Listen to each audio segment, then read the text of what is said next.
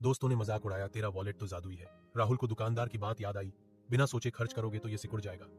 राहुल अब सोच में पड़ गया। उसने तय किया कि वो वॉलेट को टेस्ट करेगा। वो किराना स्टोर गया, ब्रेड, दूध, सब्जियां खरीदी। वॉलेट नॉर्मल रहा, लेकिन जैसे ही उसने चिप्स उठाए, वॉलेट फिर सिकुड़ गया। ओह, समझ गया, राहुल ने कहा। जरूरतों पर खर्च करने से वॉलेट नॉर्मल रहता है, लेकिन चाहतों पर खर्च करने से सिकुड़ जाता है। अब राहुल की जिंदगी एक टेस्ट बन गई। हर खर्च से पहले वो सोचने लगा, ये जरूरत है या चाहत। मेट्रो टिकट, जरूरत नया हेडफोन, चाहत किराया, जरूरत मूवी टिकट, चाहत। हर सही चुनाव पर वॉलेट बड़ा होता गया। एक दिन राहुल को एक सेल में लैपटॉप दिखा। ये तो चाहिए, उसने सोचा, लेकिन फिर खुद से पूछा, क्या ये जरूरत है? नहीं, मेरे पास पुराना लैपटॉप है। वॉलेट सिकुड़ा नहीं। राहुल मुस्कुराया। यस। क्वेस्ट पूरी होने पर राहुल फिर उस दुकान पर गया। वॉलेट अब फुल था। दुकानदार ने कहा, अब तुमने सीख लिया है कि बजटिंग का मतलब है अपनी इनकम को जरूरत, चाहत और सेविंग्स में बांटना।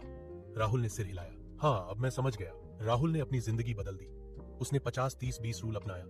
50% जरूरतों पर किराया, खाना, ट्रांसपोर्ट, 30% चाहतों पर एंटरटेनमेंट, शॉपिंग, 20% सेविंग्स पर इमरजेंसी फंड या इन्वेस्टमेंट। उसने एप्स डाउनलोड किए, फोन पे, गूगल पे, मिंट, और हर हफ्ते अपना खर्च ट्रैक करने लगा।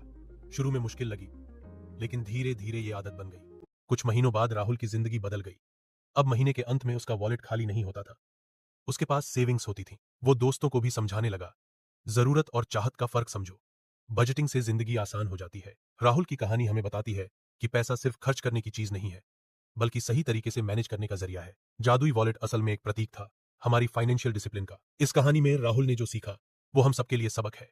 जरूरत और चाहत का फर्क समझो, बजटिंग को आदत बनाओ, सेविंग्स को प्राथमिकता दो। अगर हम ये कर लें तो हमारा वॉलेट भी जादुई बन सकता है, हमेशा भरा हुआ, हमेशा सुरक्षित। अगर कहानी अच्छी लगे तो लाइक कीजिए और एक्यूरेट सोल्यूशन को फॉलो कीजिए। मिलते हैं एक और फाइनेंशियल स्टोरी में। Thank you.